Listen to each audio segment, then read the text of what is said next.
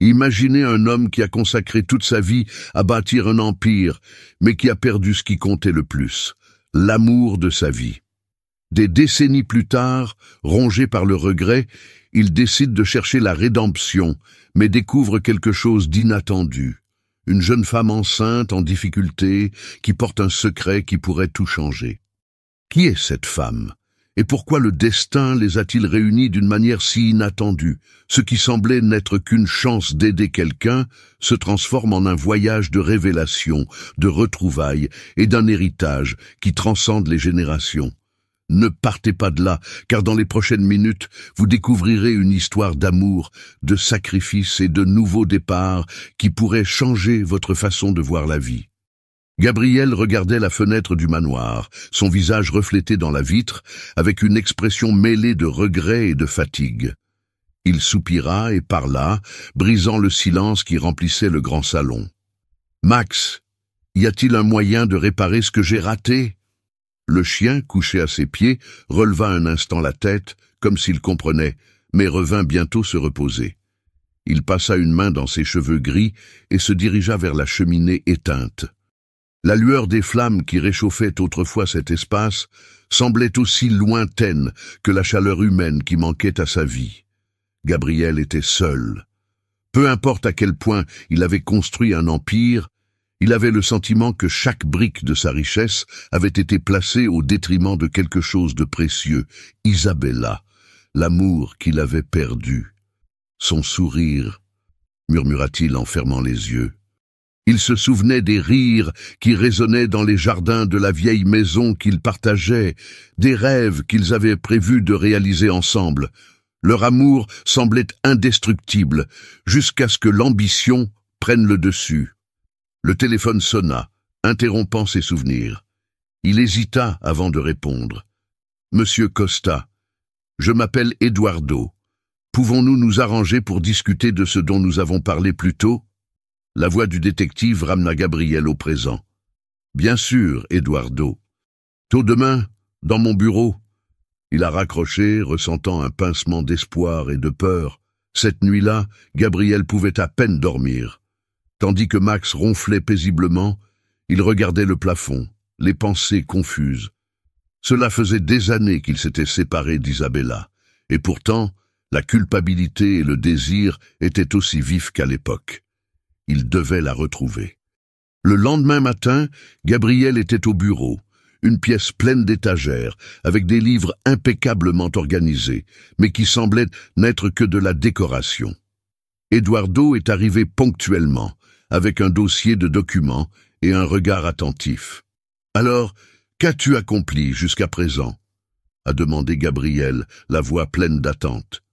Eduardo ouvrit le dossier et étala quelques photos et papiers sur la table. Isabella semble avoir disparu sans laisser beaucoup de traces. Elle a changé d'adresse à plusieurs reprises ces dernières années, mais il y a quelque chose de curieux. Il n'y a pas si longtemps, une personne portant son nom a été aperçue dans une petite ville. Je vérifie plus de détails. Gabriel se pencha, analysant les images. Même sans preuve concrète, son cœur battait avec une nouvelle énergie. Continuez l'enquête. L'argent n'est pas un problème. Juste, trouve-la. Eduardo hocha la tête et récupéra les documents. Je ferai de mon mieux. Lorsque le détective partit, Gabriel resta assis, avec Max allongé à côté de lui. Il murmura au chien « Si j'ai une seconde chance, je ne la gaspillerai pas cette fois. » Mais au fond, un doute persistait. Était-il trop tard pour corriger ses erreurs? Gabriel gara la voiture près de la place centrale. Le soleil de l'après-midi faisait projeter des ombres douces sur les arbres, mais rien de tout cela ne semblait enlever le poids qu'il portait. Alors qu'il marchait, il entendit des voix fortes venant de tout près. Une jeune femme se disputait avec un chauffeur de taxi. « S'il vous plaît, j'ai juste besoin d'un peu de temps pour régler ça », dit la jeune fille, visiblement enceinte, en tenant contre son corps un sac usé. « J'ai trop attendu. Soit tu payes maintenant, soit j'appelle la police, » répondit l'homme en croisant les bras. Gabriel s'approcha, observant la tension de la scène. Il pouvait voir le désespoir dans les yeux de la jeune fille. Sans trop réfléchir, il décida d'intervenir. « Combien te doit-elle » a-t-il demandé avec le calme de quelqu'un qui sait qu'il peut résoudre le problème facilement. Le chauffeur de taxi l'a évalué un instant, méfiant, mais a répondu « 25 réés ». Gabriel sortit son portefeuille et tendit quelques billets à l'homme, qui renifla, mais accepta l'argent. Sans rien dire, il remonta dans la voiture et partit. La jeune femme regarda Gabriel, surprise. « Vous n'aviez pas besoin de faire ça, monsieur. Je pourrais le résoudre. J'ai juste oublié mon portefeuille à la maison et... tout va bien. Il n'est pas prudent de discuter, surtout dans cet état. Est-ce que tout va bien maintenant ?» a demandé Gabriel en observant son expression fatiguée. La jeune femme hocha la tête, mais ses mains tremblaient. « Oui, merci. J'allais à un rendez-vous chez le médecin, mais je pense que j'ai déjà raté le rendez-vous. Je peux l'emmener si tu veux. » L'offre lui a échappé avant qu'il puisse y réfléchir davantage. Enfin, si vous ne vous sentez pas mal à l'aise. Elle hésita un moment, mais finit par accepter. En chemin, les conversations commençaient superficiellement, mais Gabriel remarqua bientôt quelque chose dans sa voix. Il y avait une force silencieuse, une détermination qui lui rappelait quelqu'un. « Es-tu seul ?» a-t-il demandé après un bref silence. « Oui, le père du bébé nous a quittés dès qu'il a appris la grossesse. Je pensais pouvoir tout gérer moi-même, mais cela a été plus difficile que je ne l'imaginais. » Gabriel hocha la tête, ne sachant pas exactement quoi dire. Il éprouvait une empathie inexplicable pour cette jeune fille, comme s'il regardait une partie de lui-même. Ils arrivèrent au bureau, et la jeune femme, avant de descendre de la voiture, sourit. « Merci. Monsieur Gabriel. Gabriel Costa. Luana. »« Merci encore, monsieur Gabriel. » Il la regarda entrer dans le bâtiment, son nom résonnant dans son esprit. Le sentiment de familiarité persistait, mais il ne pouvait pas dire pourquoi. Pourtant, en rentrant chez lui, il a ressenti quelque chose de différent. Peut-être qu'en aidant les autres, il pourrait trouver un peu de paix pour lui-même. Gabriel regarda le détective Eduardo se diriger vers son bureau. L'homme avait l'air plus sérieux que d'habitude, portant une volumineuse mallette. L'intuition de Gabriel lui disait que les nouvelles ne seraient pas bonnes. « J'ai quelque chose d'important à vous dire, monsieur Costa, mais je ne sais pas si c'est ce que vous attendiez d'entendre, » dit Eduardo, en s'asseyant et en posant le dossier sur la table. « Vas-y, Eduardo, je veux tout savoir. » Le détective soupira et ouvrit le dossier en sortant quelques papiers et vieilles photographies. Il en fit glisser un vers Gabriel, un article de journal avec une nouvelle tragique. « Isabella, elle est décédée il y a 20 ans dans un accident de voiture. » La voix d'Eduardo était calme, mais chaque mot sonnait comme un coup au cœur de Gabriel. Le monde autour de Gabriel semblait se figer. Les souvenirs d'Isabella, les espoirs qu'il avait cultivés, tout s'est effondré en un instant. « Ce n'est pas possible », murmura-t-il, sa voix sortant à peine. Il jeta un coup d'œil à la coupure de journal, lisant l'histoire de l'accident qui lui avait coûté la vie. Je pensais qu'il était encore temps. » Eduardo attendit patiemment, laissant à Gabriel le temps de digérer la nouvelle avant de continuer. « Il y a plus, monsieur Costa. Au cours de l'enquête, j'ai découvert qu'Isabella avait une fille. Elle est née quelques mois avant l'accident. » Gabriel leva les yeux vers Eduardo, la surprise inscrite sur son visage. « Une fille ? Oui. Et il y a autre chose. Je crois que vous l'avez déjà rencontrée. » Eduardo a fait une pause avant de montrer une autre photo. C'était un document contenant des informations de base, et le nom dessus était Luana. Gabriel était paralysé. Il se souvint immédiatement de la jeune femme qu'il avait aidée la veille. La ressemblance avec Isabella, la force dans son regard, tout prenait sens désormais. « Est-ce réel ?» demanda-t-il, essayant toujours de comprendre. « Tout indique oui. Je recommande de faire un test ADN pour confirmer, mais les preuves sont très solides. » Gabriel se leva, faisant les 100 pas dans le bureau alors qu'il essayait d'organiser ses pensées. Il repensa à sa rencontre avec Luana, à la connexion inexplicable qu'il avait ressentie. Maintenant, tout semblait clair. J'ai besoin de lui parler. J'ai besoin de connaître la vérité. Quelques heures plus tard, Gabrielle retrouva Luana dans le petit appartement où elle habitait. Elle le salua d'un regard confus mais accueillant. « Monsieur Gabriel, qu'est-ce qui vous amène ici ?» Il inspira profondément avant de répondre. « Il faut qu'on parle. Il s'agit de ta mère, Isabella. » Luana resta silencieuse un moment, le nom de sa mère semblant allumer une flamme de curiosité et d'excitation. « Ma mère? Que sais-tu d'elle? Bien plus que vous ne l'imaginez. Et peut-être que je suis ton père. » Les mots résonnèrent dans la petite pièce, laissant Luana étonnée. Ses yeux se remplirent de larmes, mais elle tint bon. « Mon père, mais comment ?»« Il nous faut confirmer, mais tout le prouve. Eduardo a trouvé des enregistrements et les dates correspondent. » Il fit une pause, la regardant directement. « Je ne savais pas. Si j'avais su, je ne t'aurais jamais laissé tranquille. » Luana prit une profonde inspiration, essayant d'absorber ce qu'elle venait d'entendre. « Je veux connaître la vérité. S'il y a une chance, je veux passer ce test. » Gabrielle hocha la tête, le regard plein de détermination. « Découvrons ensemble. » Le lien entre eux semblait s'approfondir à ce moment-là, tandis que Gabriel se promettait que, s'il était vraiment le père de Luana, il ne ferait pas les mêmes erreurs que dans le passé. Gabriel et Luana étaient assis côte à côte dans la salle d'attente d'une clinique. Le silence entre eux n'était rempli que par le son sourd de la télévision dans un coin de la pièce. Luana tapait nerveusement ses doigts sur son sac, tandis que Gabriel essayait de trouver des mots pour la calmer.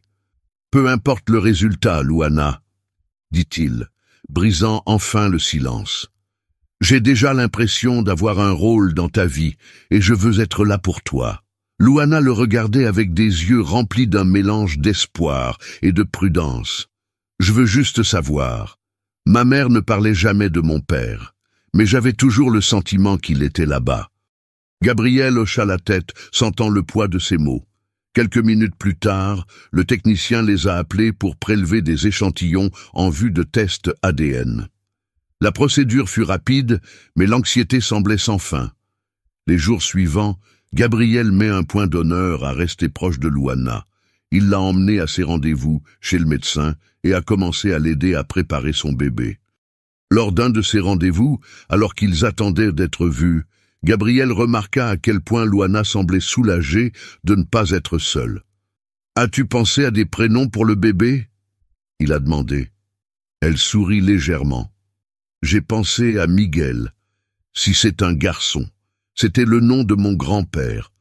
C'est un beau nom. » Gabriel sourit, ressentant une vague d'affection pour le petit-fils qu'il n'avait pas encore rencontré. Enfin, le jour des résultats est arrivé. Ils étaient de nouveau à la clinique et le technicien leur a remis une enveloppe blanche. Gabriel tenait fermement l'enveloppe, sentant son cœur s'emballer alors qu'il l'ouvrait. Il lut attentivement les mots, puis regarda Luana. « C'est vrai, Luana. Je suis ton père. » Elle porta ses mains à sa bouche, les larmes coulant sur son visage. Gabriel la serra dans ses bras, sentant le poids du moment et se promettant qu'il ne cesserait plus jamais d'être là. « Je ne m'attendais pas à ça, » dit Luana, la voix étranglée. « Mais je suis content que ce soit toi. Et moi, encore plus, je ne ferai pas les mêmes erreurs, Luana. Je ferai tout ce qu'il faut pour être à vos côtés. » Dans les semaines suivantes, Gabriel s'immerge dans la vie de Luana. Il a aidé à aménager la chambre du bébé en choisissant chaque détail avec elle.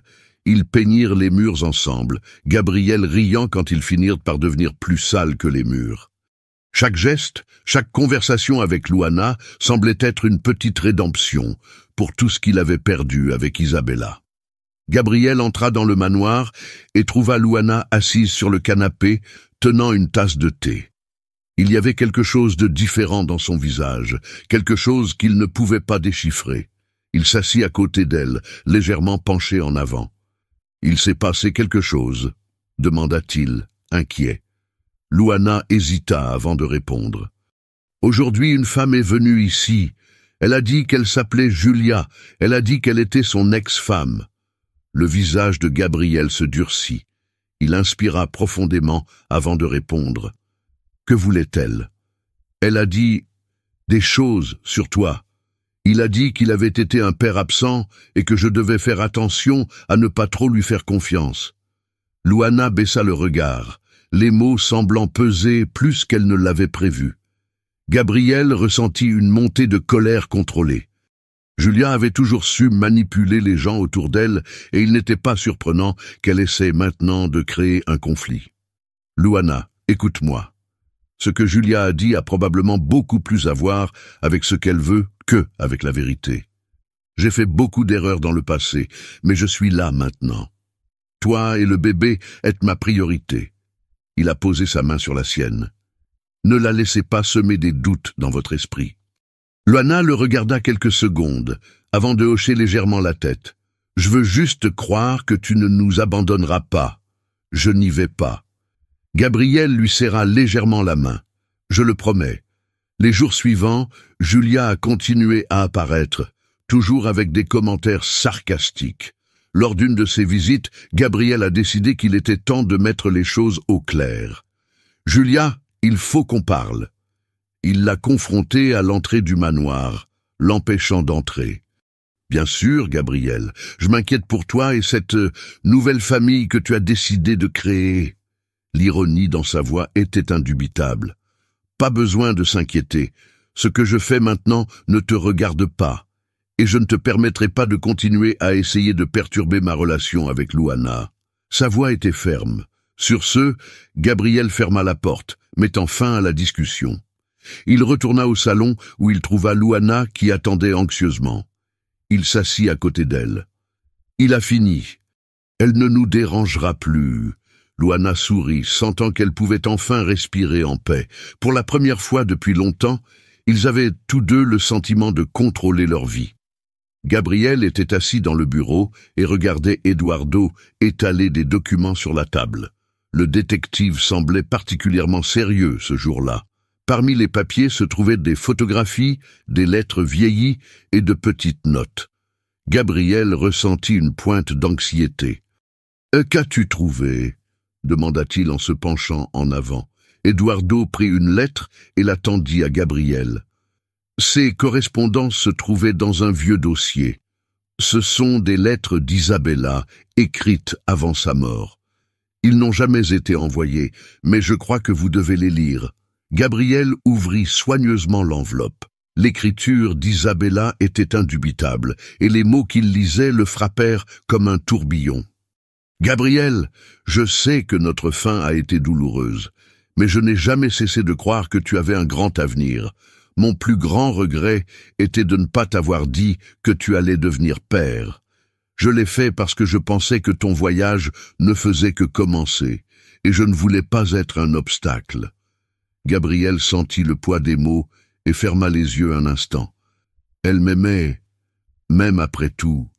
Sa voix tremblait. Il y a plus, Gabriel. Eduardo a glissé une autre note. Elle a aussi écrit sur Luana.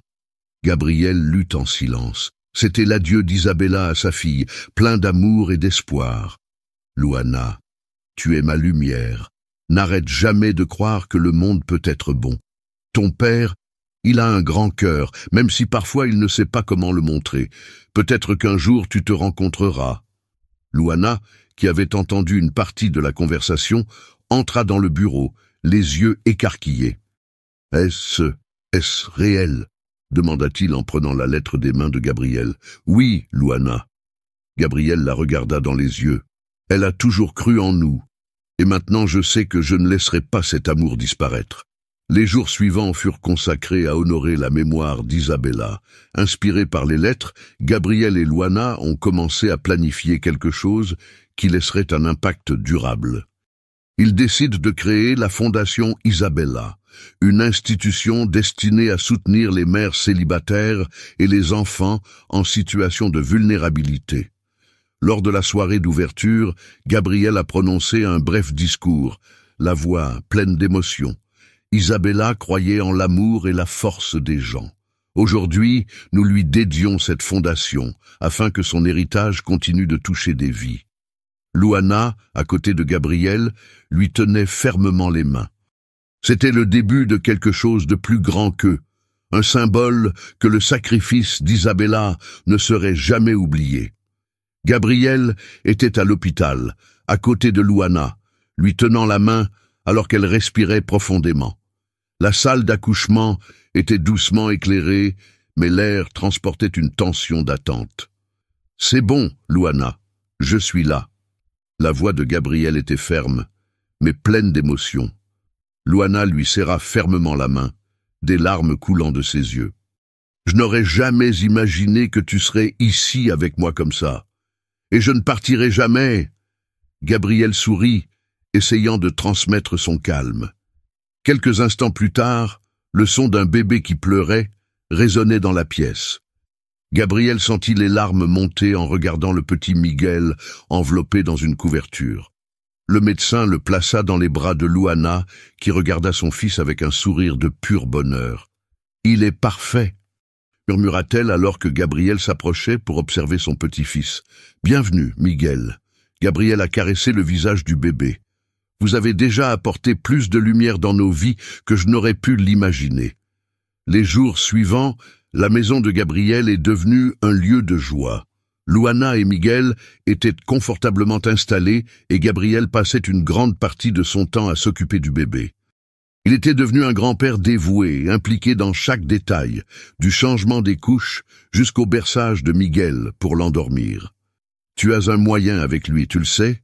dit Louana, en regardant Gabriel fredonner tout en berçant son petit-fils.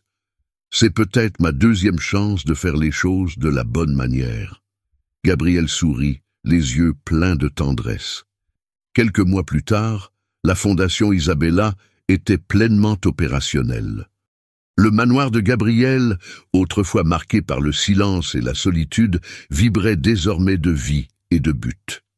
Les bénévoles et le personnel ont travaillé ensemble pour apporter un soutien aux mères et aux enfants. C'était un espace d'espoir, où l'héritage d'Isabella perdurait. Par un après-midi tranquille, Gabriel, Louana et Miguel étaient dans le jardin. Le bébé, désormais plus fort, jouait sur les genoux de Louana, tandis que Gabriel les regardait avec un sourire serein. « Tu sais, papa, parfois je pense à ce que ce serait si ma mère était là. » Louana leva les yeux vers le ciel, pensive. « Mais j'ai l'impression que, d'une certaine manière, elle l'est. » Gabriel hocha la tête, sentant une boule dans sa gorge. « Isabella est avec nous, Louana, et tout ce que nous construisons est une manière de lui rendre hommage. » « Merci de ne pas m'avoir abandonné, » dit-elle en tenant la main de Gabriel. Il sourit en lui serrant fermement la main. « Plus jamais. Tu es ma vie maintenant. » À ce moment-là, Gabriel réalisa que le vide qu'il portait depuis des années avait enfin été comblé. Il regarda son petit-fils jouer, sa fille à ses côtés, et ressentit une paix qu'il n'aurait jamais imaginé atteindre. Le voyage n'avait pas été facile, mais maintenant, il savait qu'il avait trouvé la rédemption.